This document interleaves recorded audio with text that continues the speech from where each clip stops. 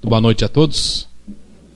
É sempre uma grande alegria, é na verdade uma renovação desse sentimento de alegria e de carinho que temos pelos trabalhadores e pela comunidade que forma essa instituição espírita, cujo trabalho às vezes não é por nós que estamos aqui, né, avaliado em toda a sua dimensão, mas é uma casa que tem, fiquei sabendo ali, 16 grupos de estudos, oferecendo oportunidades para que a própria comunidade revise suas crenças, mude hábitos, e às vezes não nos damos conta de como isso vai impactando positivamente no nosso comportamento diário.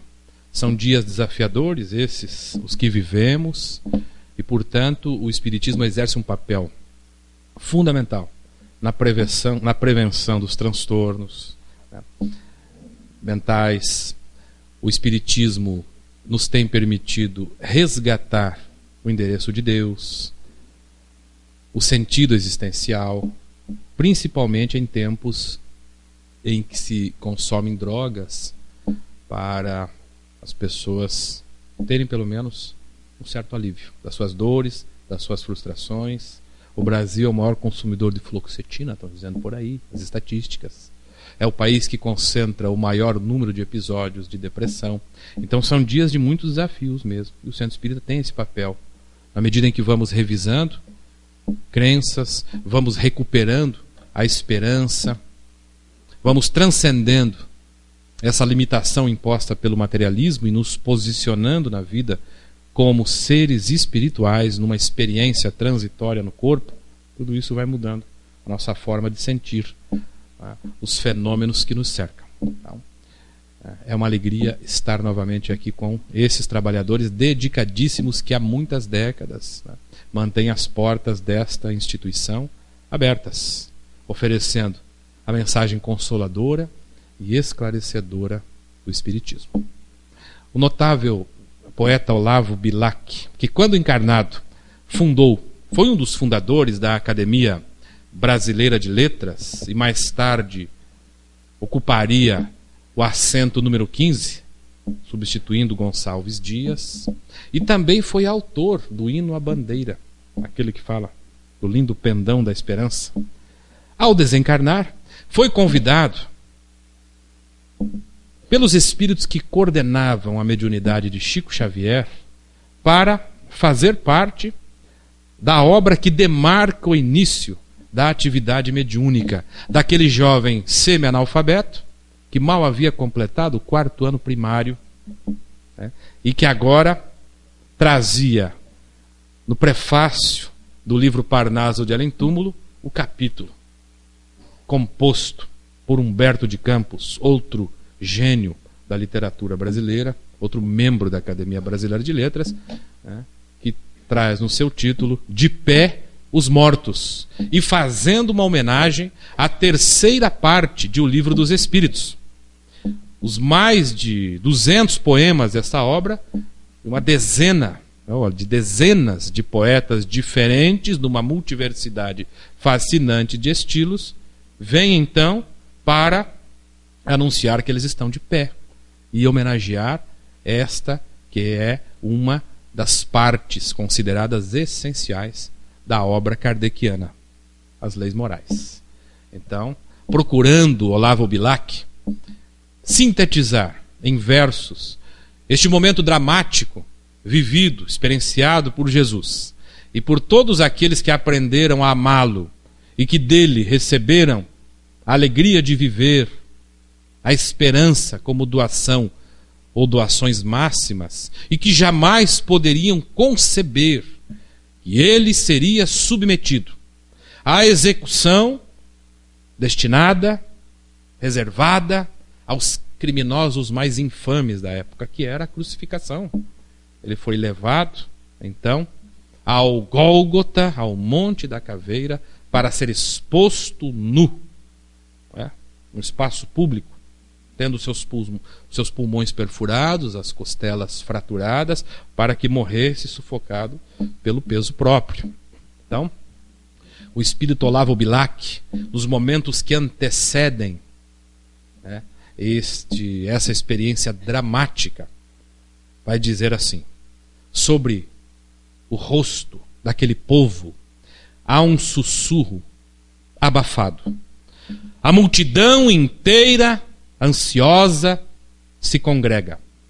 Surda às lições do amor, implacável e cega para a consumação dos festins do pecado. Crucificai-o, exclama, e um lamento lhe chega da terra que soluça e do céu desprezado. Jesus ou Barrabás? Pergunta, inquire o brado da justiça sem Deus, que trêmula se entrega. Jesus, Jesus, Jesus. E a resposta perpassa como um sopro cruel do vento da desgraça, sem que aquele anjo da paz amaldiçoe ou gema. E debaixo da humilhação, do apodo, ensanguentada a face, ele toma da cruz da dor para que a dor ficasse como glória da vida e como vitória suprema.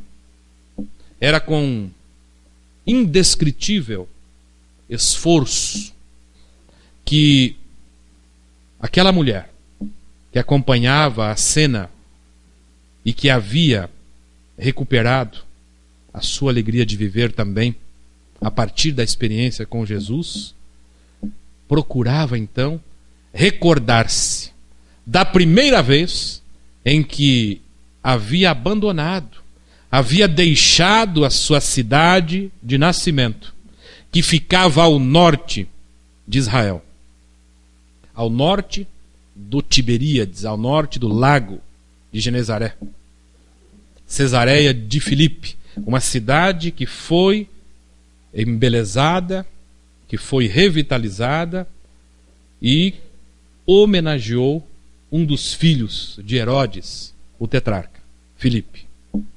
Humilhada, após ter gasto praticamente tudo o quanto possuía, ter experimentado e se submetido aos tratamentos mais exóticos, tratamentos que a humilharam interminavelmente, após ter consultado os médicos da sua cidade, ou os médicos estrangeiros que iam até Cesareia de Filipe, ela então resolveu abandonar a sua cidade natal. Ela tinha uma doença há 12 anos, um sangramento permanente, crônico e considerado incurável. Era um problema ser uma pessoa doente ao tempo de Jesus? Bem, diz o Deuteronômio, se não estou equivocado, agora tudo gravado, né, Antônio? Tem que ficar esperto com as informações, né? Acho que no capítulo 13, o Deuteronômio diz assim: todo indivíduo, toda pessoa que tiver o pé quebrado, o joelho quebrado, o nariz adunco, que deve ser um nariz todo deformado, grande, torto, que tiver mancha na vista, que for remelosa, que for coxa, aí pegou. For coxa, que for manca, esta pessoa que for manca e que tiver toda sorte de limitações físicas ou deficiências físicas, estará impedida de oferecer sacrifício no templo ou nas sinagogas. Não tem problema, é só não ir. Só que esse era o único lugar para ir. Era o shopping, era o banco, era a praça, era o campo de futebol deles, era o ponto de convergência e de relação e de vida social. O que equivalia a dizer que essas pessoas estavam impedidas de manterem relações com a sua sociedade. Elas perdiam o RG, o CPF, o título de eleitor, a senha da internet. Elas tinham o seu iPod confiscado, deletada a página do Facebook. Em algumas situações, dependendo da enfermidade, no caso a lepra. Por que o Evangelho está repleto de situações assim? Às vezes a gente acha que Jesus, se vivesse hoje, estaria curando todo mundo. Aquela época, uma pessoa com enfermidade crônica era considerada malsinada, marcada por Deus, castigada. Portanto, deveria ser afastada do convívio social. Se fosse leprosa, ela deveria, além de rasgar as roupas, né, deixar a barba crescer, mas não assim bonita como a minha, né, ela tinha que se apresentar desgrenhada, né, e bem caracterizada para que quem visse essa pessoa não se aproximasse dela. E deveria manter, segundo os relatos até dos evangelhos, uma distância de 7 côvados para qualquer indivíduo considerado saudável, o que equivale a dizer 4 metros e 20 centímetros aproximadamente. Se vivessem ou se caminhassem em grupos, as autoridades sanitárias estariam sempre próximas, alertando a comunidade saudável para não se aproximarem daqueles leprosos. Quem então assistiu o lançamento, né, Ben-Hur, de 1959, o senhor Nivaldo lembra? Ben-Hur, cidadão palestino, cidadão de Israel, teve a sua mãe e a sua irmã afetadas pela lepra e teve que retirá-las de casa. Imaginem vocês, um filho com doença, uma mãe com doença, ter que se retirar de casa para viver à margem. Por quê? Mas não tinha hospital, não havia casas de acolhimento, nada disso existia antes de Jesus na Terra. Nada. Absolutamente nada. A primeira instituição, aliás, que se fundou depois da presença de Jesus foi a Casa do Caminho. A Casa do Caminho, em Jerusalém, acolhia, ao tempo em que o Espírito Emmanuel localiza ou situa os acontecimentos na sua obra memorável, considerada a maior obra romanesca da literatura espírita, porque essa obra não é só um romance. Essa é uma análise preliminar e superficial. Essa obra é uma tentativa que o Espírito Emmanuel faz de resgatar os principais acontecimentos históricos do cristianismo, os hábitos, a vida íntima, o que pensavam aqueles que viviam junto com Jesus. E que tem um protagonista, que é Paulo de Tarso. Ao tempo em que Estevão, que é um personagem dos mais importantes da obra, decisivo na vida de Paulo de Tarso, é retirado das embarcações doente, quase morrendo, e é levado no lombo da mula, né, do litoral, que é a cidade de Cesareia, o porto, até, em homenagem a César, até Jerusalém. Quando ele chega lá, ele é recebido por um assistente de Simão Pedro, na Casa do Caminho, que abre a porta, olha para aquele indivíduo quase morrendo e diz: não tem vaga, vai morrer fora. Mas, de alguma maneira, Simão Pedro é sensibilizado. E quando chega à porta, ele olha para aquele homem, né, se compadece, diz: bom, onde já cabem 64 ou 67 mais ou menos, não custa acolher mais um. Ele ia perder Estevão, se tivesse mandado embora. Estevão, considerado então o primeiro mártir ali da Casa do Caminho. Uma figura exponencial na difusão do cristianismo. Foi ele que modificou Paulo de Tarso. É a sua presença na vida de Paulo de Tarso que modificou a forma com que Paulo de Tarso passaria a encarar então o próprio cristianismo. Os dois se enfrentaram na tribuna. Pela primeira vez, o doutor da lei, formado na melhor universidade da época, a Universidade de Tarso. Por que era melhor? Superava a de Alexandria e superava a de Atenas porque ela pagava mais os professores. E os professores deixavam as outras para lecionar, então, em Tarso. E Paulo se forma um doutor da lei. O doutor da lei, naquela época, era um indivíduo que reunia poderes de Ministério Público, de Polícia Federal e do Sérgio Moro. Ele era capaz de denunciar, investigar e julgar. Então, Paulo de Tarso é esse homem. Jovem, inteligente, poderoso, né, que vai enfrentar o jovem hebreu Estevão, cheio de espiritualidade, inspirado por Jesus, e é derrotado no debate. Né? E aquilo comove, sensibiliza Paulo. Ele fica irado, revoltado, a ponto de executar. Ele mesmo. Executar e matar, né, Estevão. Então ali nós temos um episódio que marcaria profundamente a experiência paulina. Mas a gente já foi longe, né? Precisa voltar. As pessoas não tinham a casa do caminho. Só depois de Jesus.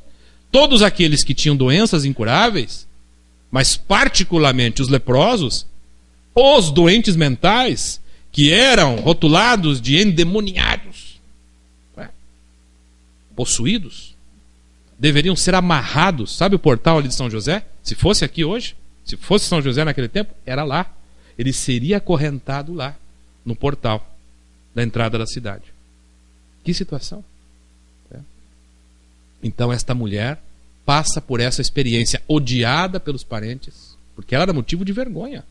Ter uma pessoa que sangra sem parar durante 12 anos, doente, na nossa família, não. Então, provavelmente a afastaram da família. Até mudaram o sobrenome, muito provavelmente. Para que não houvesse nenhum tipo de associação. Era odiada pelos parentes e era execrada pelos da sua cidade.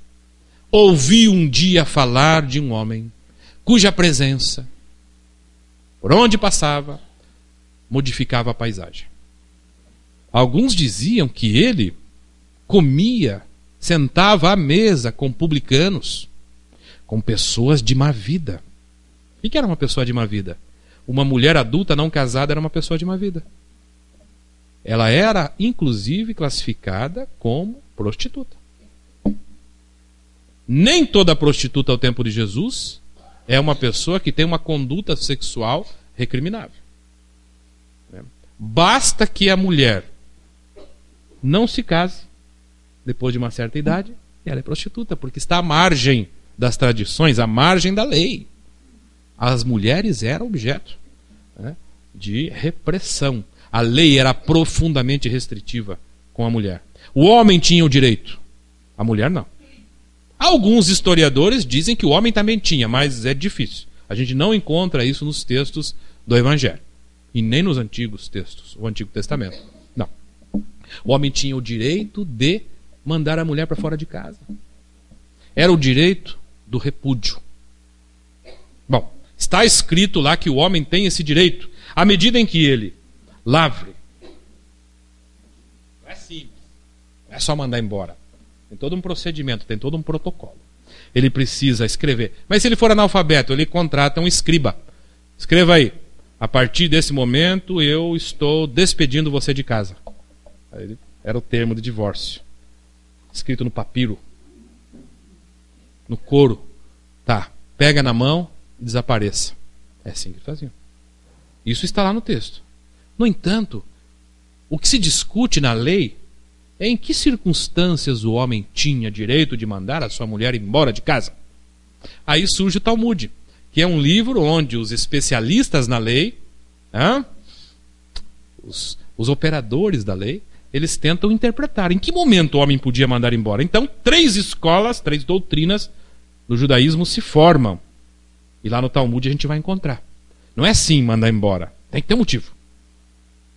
A escola do rabino Shammai, considerada uma das mais liberais escolas do judaísmo, vai dizer que o homem podia mandar a mulher para fora de casa se a mulher tivesse uma conduta adúltera, uma conduta sexualmente reprovável. Então ele podia. A escola de Hillel, que foi o mestre de Gamaliel, que por sua vez foi o mestre de Paulo de Tarso, que era uma escola intermediária, uma escola de centro, dizia que não era bem assim. Para ele mandar a mulher embora, a mulher tinha que fazer um prato mal temperado. Não botou um sal no quibe, o bicho já pegava, né? Aí ele vai lá, experimenta, uma vez passa, mas na segunda não dá. Olha, tá aqui, ó. Você não me serve mais. Mas havia uma terceira escola, essa é campeã, e talvez seja a escola preferida dos homens aqui do mundo ocidental.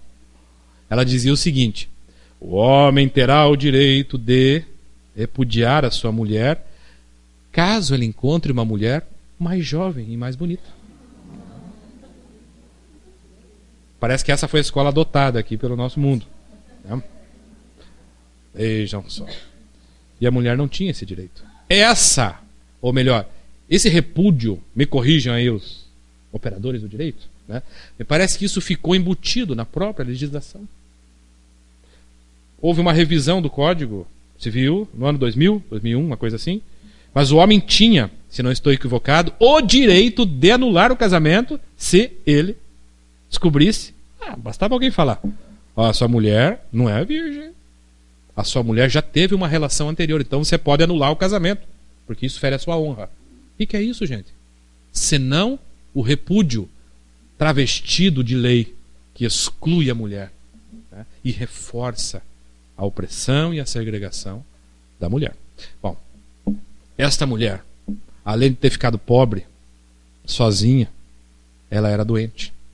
Mas ouviu falar de um homem que andava passando por aí e conversando com as prostitutas, sentando à mesa com os cobradores, o pessoal da Receita Federal. Ele sentava à mesa para... esse pessoal que pega dinheiro dos outros, que cobra impostos, os coletores, como Mateus, como o próprio Zaqueu, que era chefe da coletoria. Não bastava ser um cobrador, ele era o chefe dos cobradores. Esse era Zaqueu. Que Jesus andava, né, passando a mão na cabeça, tocando leprosos pela rua, inclusive falando com crianças e abraçando crianças.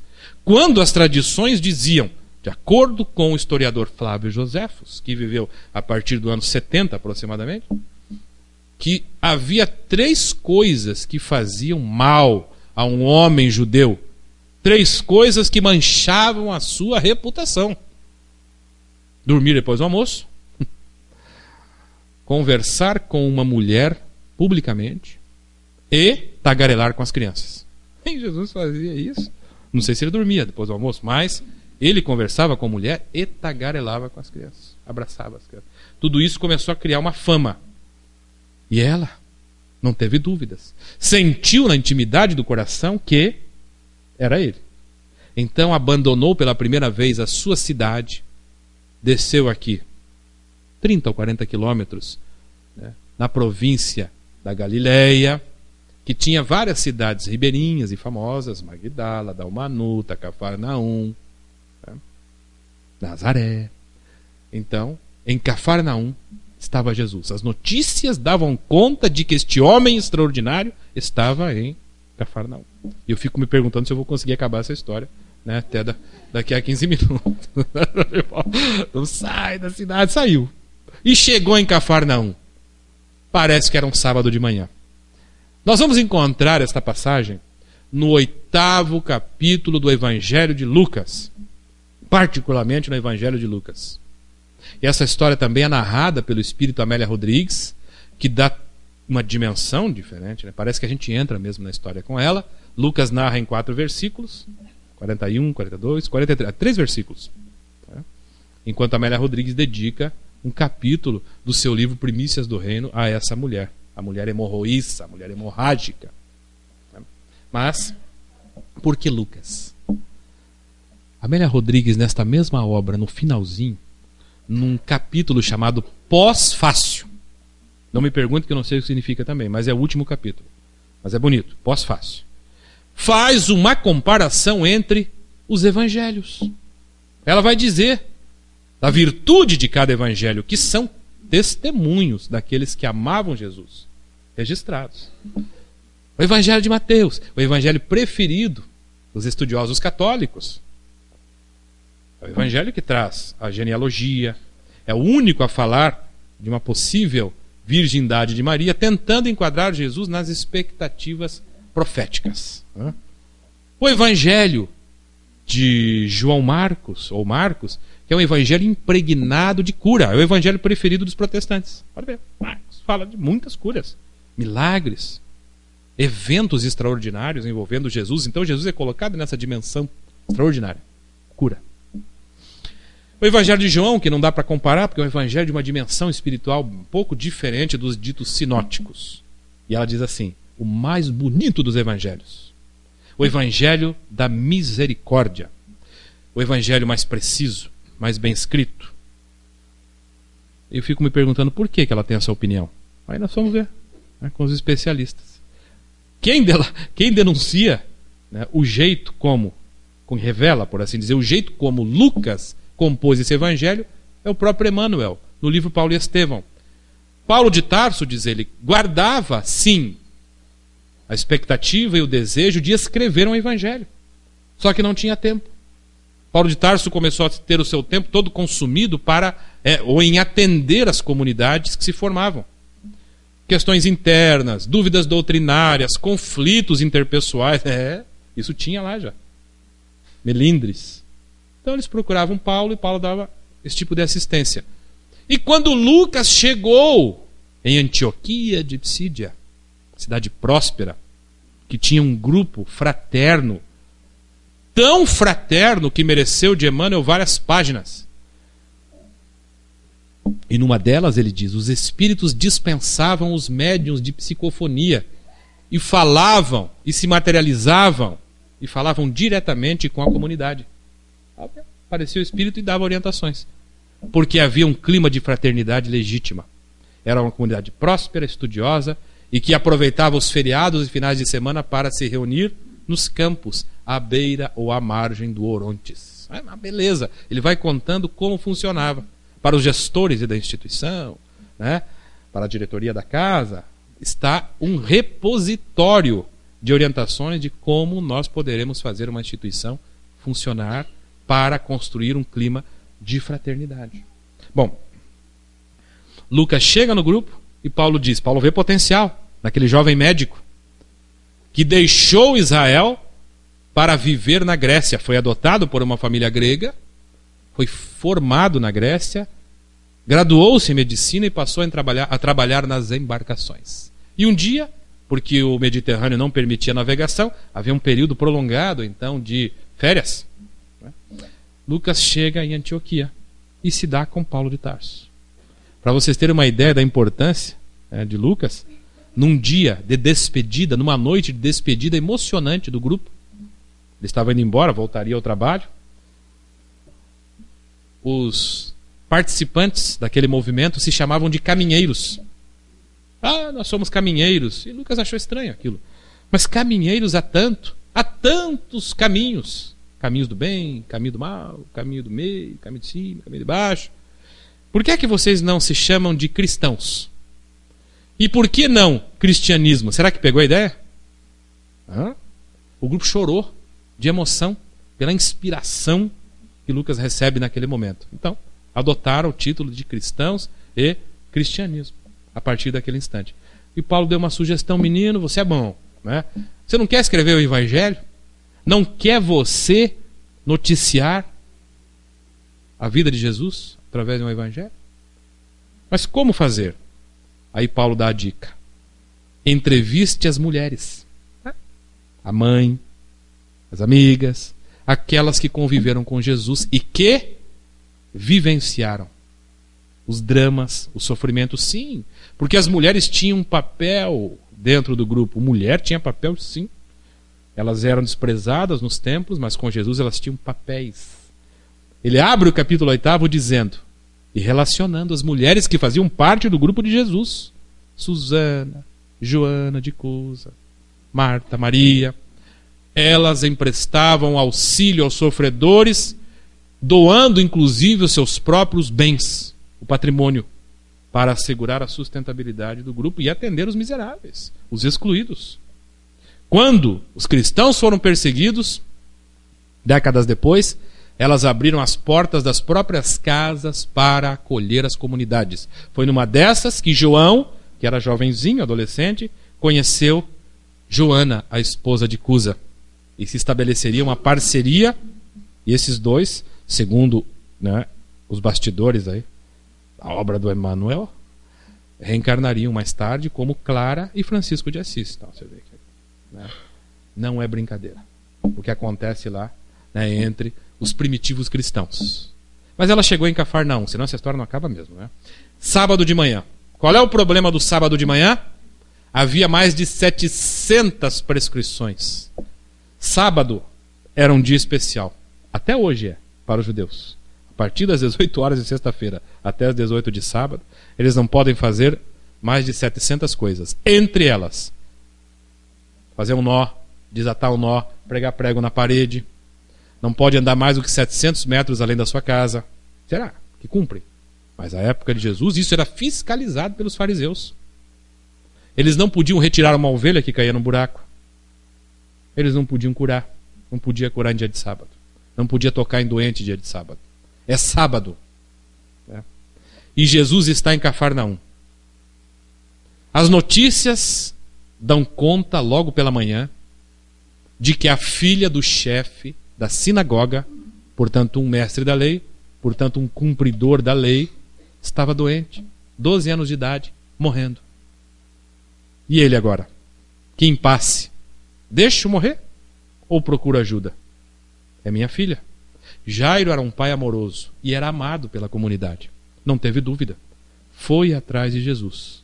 Foi até a casa de Zebedeu, o pai de João e Tiago, um comerciante próspero, e não encontrou Jesus. Foi à casa de Simão Pedro, não encontrou Jesus. Disseram que Jesus estava do outro lado da margem, mais ou menos 12 quilômetros, e estava chegando, junto com os amigos. Estava no mar, cedo já. E ele chega. E o texto de Amélia Rodrigues descreve: a multidão está ali se comprimindo naqueles poucos metros de praia, esperando a canoa atracar. Jesus coloca os pés naquele pedregulho e a multidão lá em cima. As pessoas querem tocar, querem fazer selfie com ele, né? Hoje é selfie. Tocar, apertar, ombrear, abraçar. As pessoas amam Jesus. Esta comunidade amava Jesus. Amava mesmo. E Jairo chega. A minha filha está doente, eu preciso que o Senhor cure a minha filha. A traga de volta. Ela vai morrer. Então, eles vão caminhando pelas vielas estreitas daquelas 60 ou 70 casas da aldeia de Cafarnaum. Entre essas pessoas está aquela mulher. Constrangida. Quem olhasse para ela, logo identificaria uma mulher doente. Anêmica, diz Amélia Rodrigues, descarnada, magérrima. Amassando o rosto, projetada, os olhos esbugalhados, estava doente. Ela sentia vergonha. Como é que eu vou falar? Eu me sinto constrangida. E foi ali caminhando. Vai que numa dessas sobra um respingo. Mas ela sentia na intimidade do coração que aquele era o momento decisivo da sua existência. Se ela desperdiçasse essa oportunidade, talvez não tivesse outra. E vai caminhando. Até que esse negócio de selfie e Facebook é problema, né? Alguém parou para dar uma curtida. Então, e perdeu o tempo. Enquanto a pessoa parou, abriu-se entre ela e Jesus um espaço. Sabe o que ela faz? Ela se joga. E a única coisa que ela consegue fazer é tocar a orla da sua túnica, a borda. E a borda da túnica, daqueles rabis, ela tinha uma corda azul. Todos tinham. E essa corda azul simbolizava fidelidade. Quando um olhasse para o outro, ia se lembrar: isso aqui significa fidelidade às leis, fidelidade a Deus. Ela tocou a corda. E quando ela tocou, ela sentiu que o sangue estancou. Calafrio passou pelo seu corpo. Ela teve vontade de gritar, de postar, de anunciar para o mundo: estou curada. Mas ficou quietinha, constrangida. Ficou quietinha. Fui embaixo de uma árvore, na sombra, vou ficar aqui na minha. Mas Jesus não ficou na dele. Parou. Olhou em volta, relata o evangelista, e perguntou: quem me tocou? E agora? Fala, não fala. Ela ficou quieta. Ele pergunta de novo: quem me tocou? Adivinhem vocês quem respondeu? Simão Pedro, o campeão da impulsividade. A gente sabe da trajetória de Simão. É uma trajetória fascinante. Um homem que decepou a orelha de um soldado. E aí me fica perguntando: o soldado tinha a orelha grande ou a espada era muito afiada? Pouco importa. Ele cortou a orelha de um soldado na frente de Jesus, sob a justificativa de proteger Jesus. Então este homem se transformaria mais tarde num verdadeiro poeta da vida, a ponto de, nas suas 2 cartas, despedir-se da comunidade com um beijo no coração. Então, esse é o Simão Pedro. Na hora em que Jesus perguntou, pare tudo, dizia ele. Comandante foi o termo utilizado, segundo a tradução de Haroldo Dutra Dias. Comandante. As pessoas se apertam, as pessoas se beliscam, se acotovelam, se espremem. E você ainda pergunta quem o tocou. É paciência. Mas Jesus diz assim: alguém me tocou de uma maneira muito especial. Eu senti que de mim saiu uma virtude. De mim saiu uma energia, alguma coisa. Aí, neste momento, então, aquela mulher sai das sombras em que se havia ocultado por conta do constrangimento e diz assim: fui eu, Senhor, a ex-miserável, a ex-desgraçada, estou curada. Jesus se aproxima dela, descansa os seus olhos, que pareciam 2 estrelas engastadas na face pálida de um amanhecer em Israel, prenunciando esperanças, e diz assim: a tua fé, do hebreu emuná, e do grego pistis, que significa fidelidade. Não tem a ver com a crença, simplesmente. Fé significa fidelidade, porque você se manteve fiel, íntegra à lei, aos deveres, ainda que pesassem sobre o ombro a exclusão, a rejeição, a humilhação, você se manteve íntegra. A sua fidelidade a curou.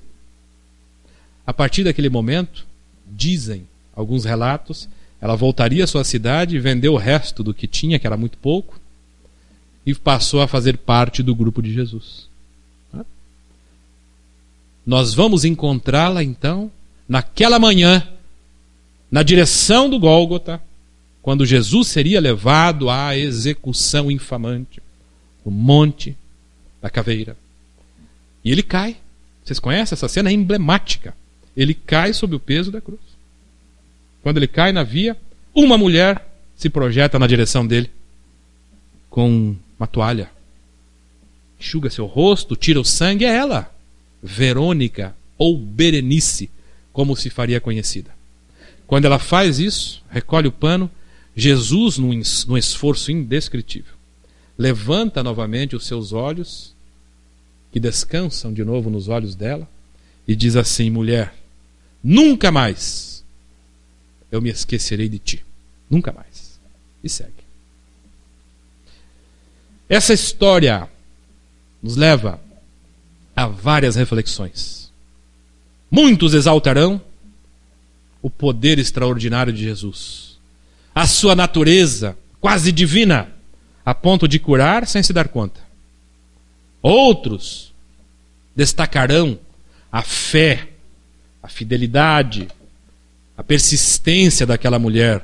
Alguns se deterão no dia de sábado e as suas prescrições restritivas. Mas eu quero hoje trazer aqui uma outra reflexão. Por que Jesus curava?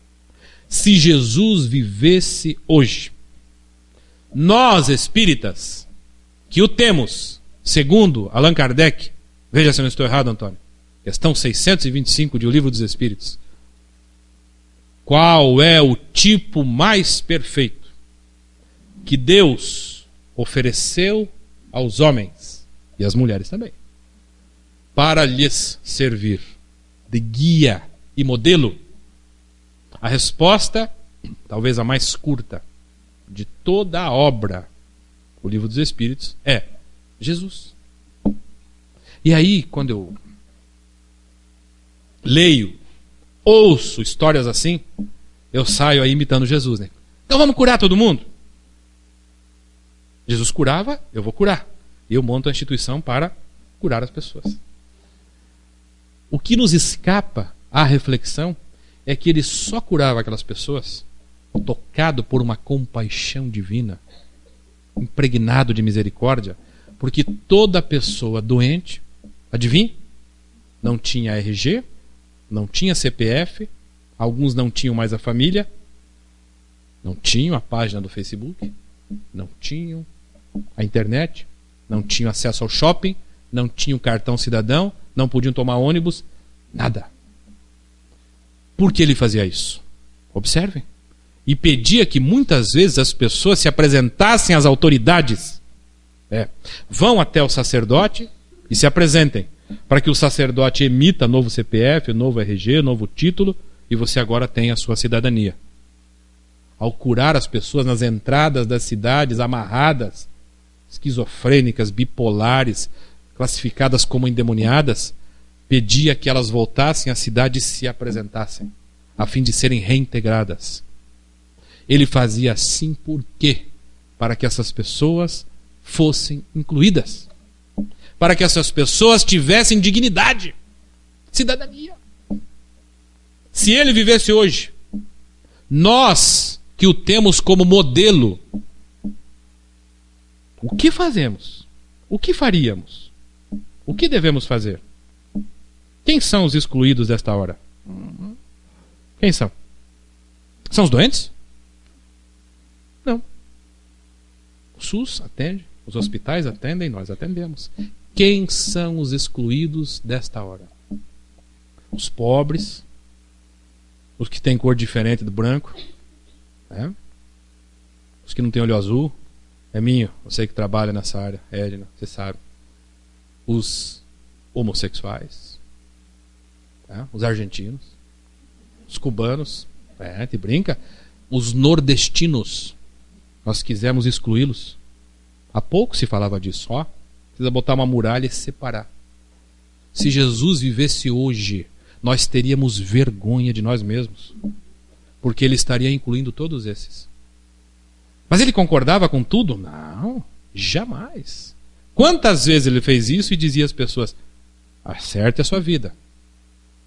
Presidiários, criminosos, até os ladrões. Até os ladrões. Ele chamava pelo nome. Atendia. Quando ninguém queria essas pessoas. Isso não significa ser conivente. Isso significa dar respeito. Isso significa dar dignidade, sem o que nenhuma criatura consegue alavancar a sua própria experiência.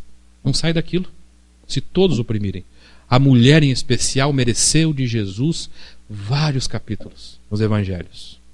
Talvez não haja papel ou experiência para o espírito de maior sofrimento e segregação quanto a experiência da feminilidade, quanto a experiência feminina. Quantos séculos de opressão. Hoje ainda vemos as mulheres, aí, as estatísticas, em cidades como São Paulo, em países como os Estados Unidos, que lideram o ranking de estupro no mundo todo, primeiro mundo, 91 mil estupros por ano. 7 deles acontecem dentro das próprias casas. 7 em cada 10. 7 em cada 70%. 55 mil estupros nos últimos 5 anos na Grande São Paulo. O feminicídio, engraçado. Mulheres recebem menos do que os homens para o exercício das mesmas funções nas empresas privadas. E trabalham, em média, 11 horas a mais do que os homens. É isso, Márcio? Porque além de trabalhar lá remuneradamente, ela vai cuidar do marmanjo dentro de casa. E dos filhos, e das tarefas domésticas. E ainda assim, são segregadas. Se Jesus vivesse hoje, o que ele teria feito? Se nós temos Jesus como modelo para as nossas vidas, é bom repensarmos que parte dele nós queremos como modelo e como referência para nós espíritas, que procuramos resgatar o cristianismo dos escombros, debaixo dos escombros criados pelo materialismo. O materialismo reforça o egoísmo, o materialismo estabelece uma indiferença no comportamento da nossa sociedade que deixa 3.300.000 crianças morrerem de fome por ano nos países da África. Meus amigos, reflitamos. Como nós queremos traduzir na prática essa convicção de que Jesus é, com efeito, o modelo das nossas vidas? sigamos. Que Ele esteja sempre presente nas nossas reflexões e que não o abandonemos nessas horas de testemunho, nessas horas turbulentas pelas quais passa toda a nossa sociedade. Antônio, é para você a palavra? Muito obrigado a todos pelo carinho, pela paciência.